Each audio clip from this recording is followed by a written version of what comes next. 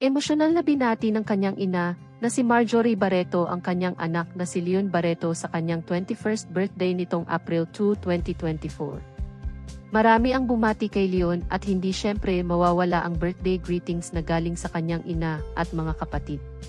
Nag-iisang lalaking anak ni Marjorie Barreto si Leon kaya mahal na mahal nila ito dahil bukod sa nag-iisa itong lalaking anak ay ito rin ang bunso sa kanilang magkakapatid.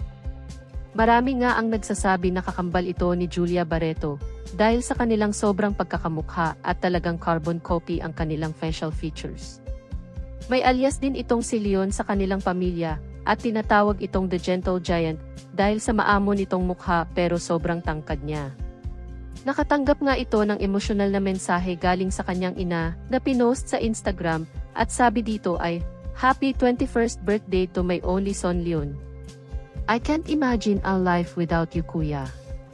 You are everyone's go-to person. Our gentle giant, the best son, brother and a friend. Thank you for all the hard work you put into school, Kuya. I appreciate how you make everything easier for me. I love you so much. My greatest wish and prayer for you a bright future, good health, and that you will be surrounded with all the right people around you. Cheers to 21. Napaka-sweet at caring mother nga talaga ni Marjorie at talagang bunsong-bunso ang turing niya kay Leon. Binati rin ito ni Danny Barreto at sabi sa caption ay, "You will never have to go through life alone. We got your back no matter what. I love you so much." At hindi rin syempre mawawala ang pagbati galing kay Julia Barreto na nag-post pa ito ng kanilang childhood pics.